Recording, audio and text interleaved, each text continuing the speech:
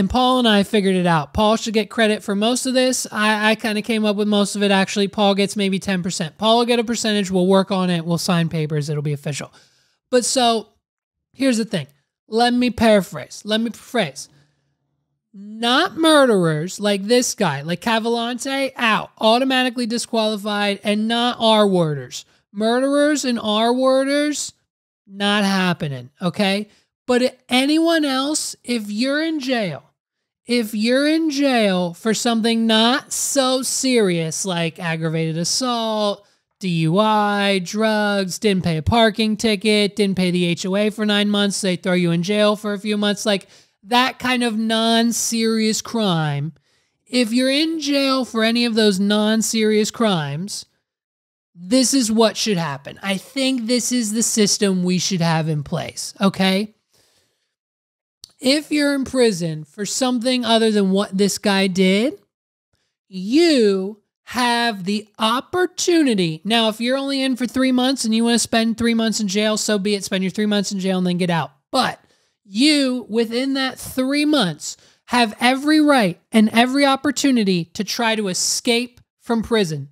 And if you get out, if you escape from prison and you're out for at least 72 hours, you then turn yourself in, and the federal government should hand you a check for $100,000, give you an apartment in a city of your choosing, a new social security number, a new name and identity, and they erase your record and you get a fresh start.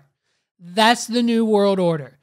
Any prisoner who's not in jail for like stabbing someone to death or like R-wording somebody, if you're in jail for something other than that, you should be able to try to escape. And if you escape like this guy did, and you survive 72 hours without them catching you, you should get a fresh start.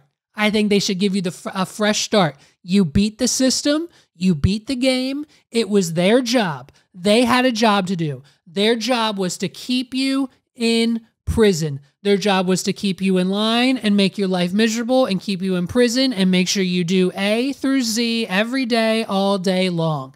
And if you don't do those things, it's their job to put you back in line. So if you escape prison, that means they weren't doing their job, and now the blame should be on them and not you. You should get a fresh start. Now, this incentivizes not only the prisoners, but the prisons as well, right? The prisons will be then ranked via society on how many escapes they have. So if you have like the top of the top tier best prison in the country, that probably means you have like a 0% escape rate. No one's ever escaped from your prison ever. But like if you're a real crummy prison, like from Chester County, Pennsylvania, you'll probably have like a 20% escape rate because once every like 20 years, someone gets out, and they're most likely going to be out for anywhere from 72 hours to about 2 weeks. So like, you know, then they get a fresh start, then the prison gets reprimanded. Why would you not want to be the best of the best prison? You don't want your prisoners to escape because then you're reprimanded, then the government has to come in. Like then there's a whole new line of rules for your prison, like the whole thing. Maybe your prison gets shut down because that's too many escaped convicts on your record. Now you're out of a job. Now you can't work. Now you're poor. Now you're homeless. Now you're in prison. You know what I mean? Like that kind of seems like the direction we should go in. Now, if you get to prison, you know, say, you know, like you punch the president of the HOA in your community in the face and they file aggravated assault charges and then they put me in prison and I attempt to escape. I get over the wall. I get past the guards. I'm on the run. I'm 24 hours in. I'm going. I'm on the run. I'm 36 hours in. I start slowing down. I'm 40 hours in. I'm still going. I'm 48 hours in. I'm still going. I'm 50 hours in. And then hour 56, they get me. I slip up. I make a mistake. I took a wrong turn. Someone found me. They take a shot. I freeze. They catch me. They take me back to jail. If you try to escape and they get you back within the 72-hour window, if you make it that far, you then have two options. You go into a room and you must sign the paper before you come out. And you have to either choose life in prison, you're not getting out, life in prison until you die naturally, or death penalty. And then we schedule that for the next week. You sign the paper. Once you choose, you can't change your mind. So if you choose life in prison, that's it. You will be in prison for the rest of your life. No parole, no getting out, no whatever.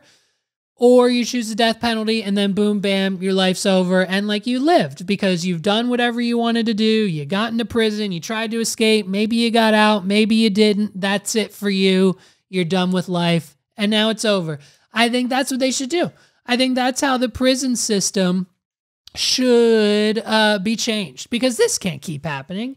I mean, pretty soon someone else is probably going to, now I'm sure that there's probably like a net or there's probably like spikes or like, you know, they're cementing off that area of whatever. I don't think anyone else is about to crab walk up to the roof of the Chester County Prison. But, you know, I'm sure now this is giving a lot of other inmates in a lot of other prisons hope. And who knows, maybe it'll spark more prison breaks. And then maybe, because that's now a hot topic in the United States, they'll bring back the show. Because in my mind, Prison Break with Wentworth Miller is probably one of the best damn shows they've ever created. I watch it religiously. I'll watch it from start to finish, maybe once, at least once, maybe 2 to 3 times a year. I think it's probably about that time again. I might turn on season 1, episode 1 of Prison Break tonight with all this prison talk. You know what I mean? So no, that's just my like dystopian world of like, I think maybe that's what they should do. Like, I don't know. If you think it's a good idea, let me know in the comments. Or if you think I'm just an idiot, like you know, I mean, you already tell me I'm an idiot in the comments, so it's fine.